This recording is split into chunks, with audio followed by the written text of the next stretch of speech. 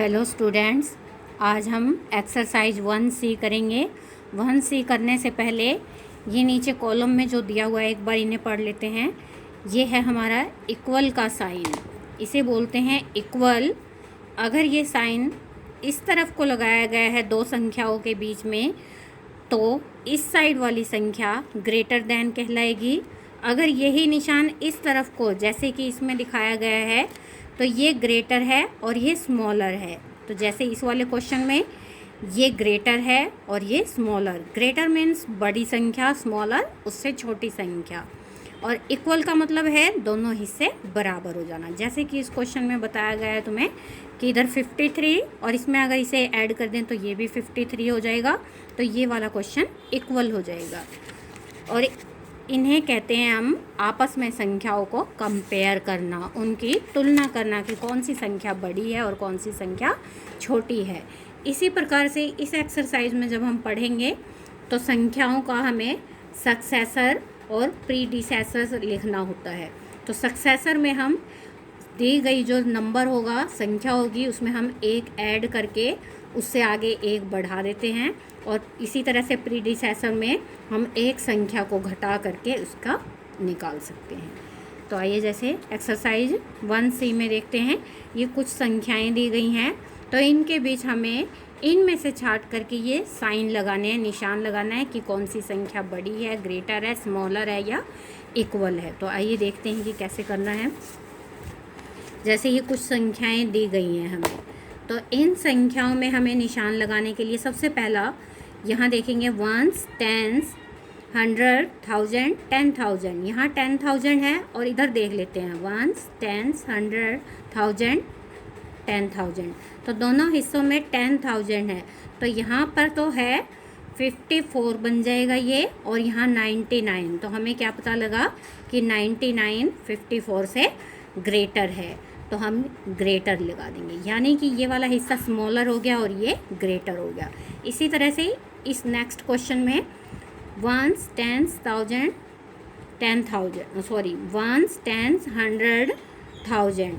इधर भी 1s, 10s, 100, 1000। तो दोनों हिस्सों में 1000 1000 है, और हमने क्या देखा, यहाँ पर 8 है और यहाँ भी 8, 3 3 6 6 0 0, यानी कि दोनों ही हिस्से इक्वल हैं। तो यहाँ पर हम इक्वल का साइन पुट कर देंगे। नेक्स्ट क्वेश्चन में 1s, 10s, 100, 1000, 10,000। 1s, 10s, 100, 1000, 10,000। दोनों हिस्सों में 10,000 है, यानी कि दो संख्याओं को मिला करके लेते हैं। यहाँ 83 है, यहाँ 42 है, तो इसका मतलब है कि 83 वाला हिस्सा हमारा ग्रेटर है। तो इस साइड को हम निशान लगा देते हैं। इसके नेक्स्ट क्वेश्चन में लिखा हुआ है अरेंज इन असेंडिंग ऑर्डर। अब इस क्वेश्चन में इसको हम असेंडिंग ऑर्डर में लिखेंगे। असेंडिंग ऑर्डर मतलब आरोही क्रम में, मीन्स सबसे पहले छोटी संख्याओं को आगे कर देना, बढ़ते क्रम में लिख देना। तो इन क्वेश्चनों को करने से पहले सबसे पहले हम ये देख लेंगे क्या सबकी फैमिली में स्मॉल मेंबर हैं। जैसे इसमें 1 2 3 4, इसकी फैमिली में 4 मेंबर, 1 2 3, इसकी फैमिली में 3 नंबर, इसमें 5, और इसकी फैमिली में भी 5 मेंबर हैं। तो इसका मतलब हमें पता चला जिसके पास 3 मेंबर हैं वो सबसे छोटा है, तो इसको हम सबसे आगे लिख देंगे असेंडिंग ऑर्डर में। इसके बाद यहाँ 5 5 है, दोनों सेम है, तो इसको छोड़ के हमें पता है कि 4 नंबर कम होगा, तो इसे हम यहाँ लिख देते हैं। इसके बाद अब इन दोनों में इक्वल मेंबर हैं, 5 5 है, तो हम 1s 10s करके देख लेते हैं। 1s 10s, 100, 1000, 10,000। 10,000 है, यहाँ भी 10,000 है। 10,000 में हम दो अंकों को ले करके चलेंगे, तो 2 को लिया तो यहाँ 13 बना, यहाँ हमारा 87 बना। तो इसका मतलब ये 13 वाला हिस्सा छोटा है, तो हम इस 13 वाले हिस्से को सबसे पहले लिख लेंगे और इस 87 वाले हिस्से को बाद में। अब जो हमने ये वाली लाइन लिख ली, ये हमने असेंडिंग ऑर्डर में लिख दिया है। अब ये लाइन हमारी असेंडिंग ऑर्डर में हो गई है। इसी तरह से नेक्स्ट क्वेश्चन में सबसे पहला काम यही है, हम देख लेंगे इसकी फैमिली में कितने मेंबर हैं। तो इसकी फैमिली में 5, इसकी फैमिली में 4, यहाँ 3, और वापस से इसकी फैमिली में 5 मेंबर हो गए। तो असेंडिंग ऑर्डर में सबसे पहले हमें कम मेंबर को लिखना होता है, तो ये 241, सबसे कम है, इसको सबसे आगे लगा दिया हमने असेंडिंग ऑर्डर करने के लिए। इसके बाद 4 वाले हिस्से को 2 5 1 2। इसके बाद अब दोनों के पास 5 5 हैं, यानी कि 10,000 है दोनों के पास। तो 10,000 में हम आगे के 2 देख लेते हैं, 43 23। तो इससे मुझे पता चला ये 23 वाला हिस्सा छोटा है। तो 23,405 और इसे बाद में। तो अब ये हमारा असेंडिंग ऑर्डर हो गया। नेक्स्ट क्वेश्चन में है डिसेंडिंग ऑर्डर। डिसेंडिंग बिल्कुल इसका अपोजिट है। असेंडिंग में जैसे हमने सबसे आगे सबसे छोटे को लिखा, फिर उससे बड़ा, उससे बड़ा, लास्ट में सबसे बड़ा। अब डिसेंडिंग में होगा सबसे बड़ा, फिर उससे छोटा, फिर उससे छोटा, लास्ट में सबसे छोटा। तो सबसे पहला काम हम देख लेते हैं किसकी फैमिली में कितने मेंबर हैं। इसकी फैमिली में 4 member, 4 member, 5 member, 5 member.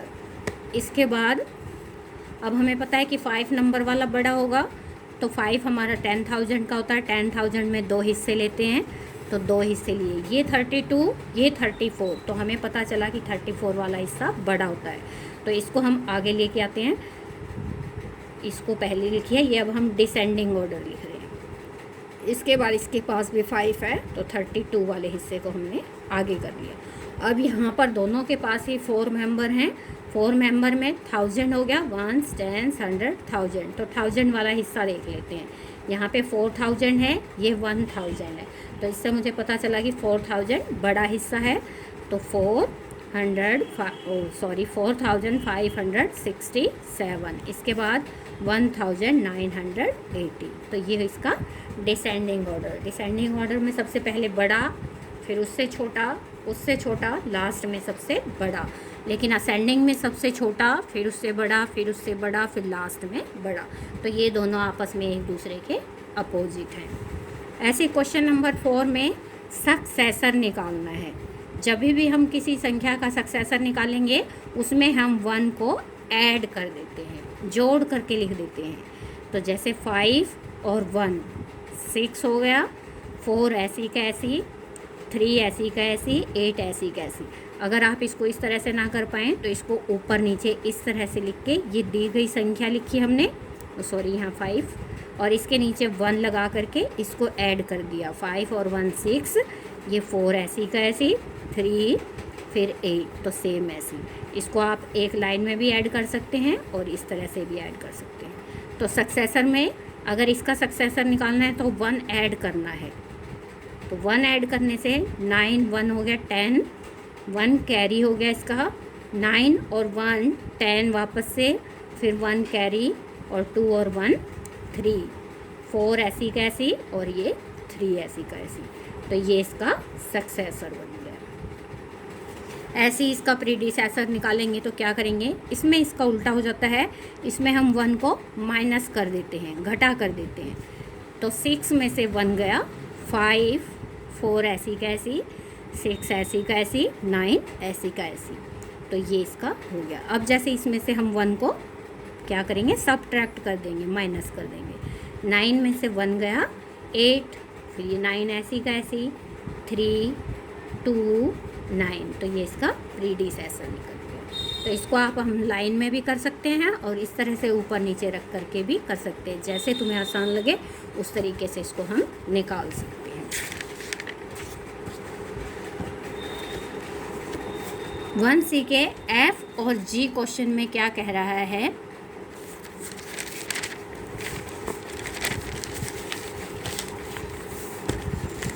F और G में कह रहा है right the smaller number of 5 digit. Smaller मतलब छोटा, छोटी संख्या लिखनी है 5 डिजिट, उसके अंदर 5 डिजिट होनी चाहिए। तो 5 डिजिट होने के लिए हम 5 बिंदियाँ लगा लेंगे ताकि हमारी संख्याएं आगे ना बढ़ जाएं, और इसमें सिर्फ 5 ही डिजिट आने चाहिए। और स्मॉलर नंबर लिखना है, जब भी हमें स्मॉलर नंबर लिखना होता है तो पहली वाली बिंदी में हम 1 को पुट अप करेंगे और जितनी भी बिंदियाँ बच जाएंगी उनके नीचे हम 0 लगा देंगे, 0 लगा देंगे। तो ये हो जाएगा हमारा स्मॉलर नंबर। अगर वो आपको कहता है 8 डिजिट का स्मॉलर नंबर लिखो, 8 डिजिट, तो हम 8 बिंदियाँ लगा देंगे, 4 5 6 7 8। ये 8 डिजिट का स्मॉलर नंबर ही लिखना है हमें। तो जैसे अभी इसमें किया हमने, पहली बिंदी के नीचे 1 और जितनी भी बिंदी बच गई उसके नीचे हम 0 0 को पुट कर देंगे। तो ये हमारा हो जाता है स्मॉलर नंबर, इसको हम बोलेंगे स्मॉलर नंबर। इसके बाद जी क्वेश्चन में कह रहा है right the biggest number of 6 digit. 6 digit होनी चाहिए, 1 2 3 4 5 6। 6 डिजिट का होना चाहिए क्या, बिगेस्ट। स्मॉलर छोटा, बिगेस्ट बड़ा, और उसमें 6 डिजिट, 6 बिंदियाँ लगी, बिगेस्ट लिखनी है। बिगेस्ट होती है हमारी 9 लिख के सभी बिंदियों में हम 9 भर देंगे। तो ये हमारा 6 डिजिट का बिगेस्ट नंबर। अगर वो आपको कहता है 4 डिजिट का बिगेस्ट नंबर लिखने को कह रहा है, तो बिगेस्ट 4 डिजिट होने चाहिए, 1 2 3 4, 4 डिजिट का लिखना है बिगेस्ट नंबर। तो ये बिगेस्ट नंबर। तो जब भी हम बिगेस्ट नंबर लिखेंगे तो 9 का प्रयोग करेंगे, और स्मॉलर लिखना है कितने भी डिजिट का, तो पहले वाली बिंदी में 1 भर के जितनी भी बिंदियाँ बचेंगी उसमें हम 0 को भर देते हैं। तो उससे हमारा स्मॉलर और बिगेस्ट नंबर निकल जाता है। एक्सरसाइज 1D, एक्सरसाइज 1D में कह रहा है नियरेस्ट 10। कोई भी संख्या उसने लिखी, जैसे उसने लिखी 16,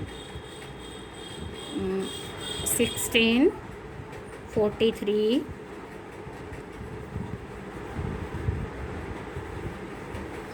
जैसे मैंने ये कुछ संख्याएं लिख दी है, तो वो कह रहा है इनके नियरेस्ट 10 लिखो। तो अब ये 16 है, यानी कि 1 है इसके आगे, तो ये 1 यानी कि अब हम इसको 10 वाली लाइन में लेंगे। 10 11 12 13 14 15 16 17 18 19 20, यानी कि 10 से स्टार्ट होके अब ये 20 पे ख़त्म हो गया। और जो ये इसका 15 वाला हिस्सा होगा, ये इसके बीच का हिस्सा होगा, इसके बिल्कुल सेंटर में आएगा ये। अब ये 16 देखेंगे, 16 मेरे यहाँ आया है, ये बीच वाला हिस्सा है, इस बीच वाले हिस्से के नीचे है। अब हमें नियरेस्ट 10 करने के लिए ये या ये 2 ही आंसर बनते हैं हमारे, या तो ऊपर वाला या नीचे वाला। तो इन दोनों आंसरों में जो वाला बीच वाले हिस्से से जौन सी संख्या नीचे होगी वो इसके नियरेस्ट, अगर कोई संख्या इस बीच वाली संख्या के ऊपर की तरफ होगी तो इसके नियरेस्ट। अब हमने देखा बीच वाली संख्या के ये नीचे है, तो 16 20 के नियरेस्ट है, तो इसके नियरेस्ट है, यानी कि इसके नज़दीक है ये 16। इसी तरह से 43 है। अब 43 हमारा आ जाएगा 4 वाली लाइन से, यानी कि 40 से स्टार्ट होएगा। 40 41 2 3 44 5 46 47 48 49 50।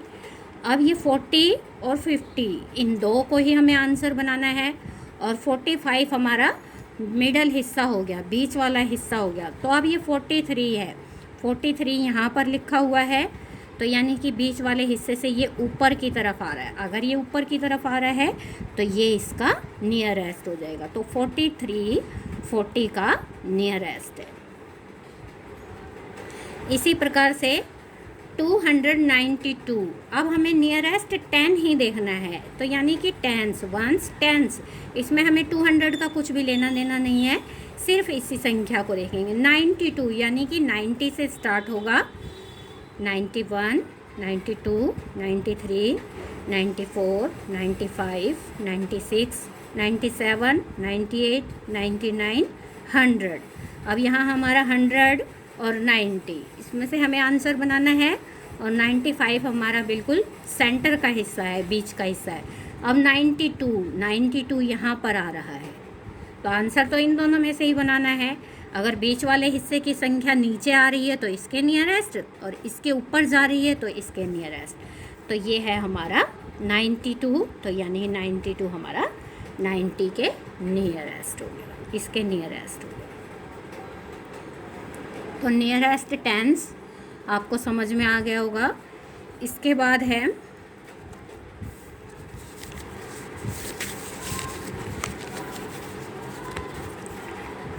नियरेस्ट 100। नियरेस्ट 100 में क्या है,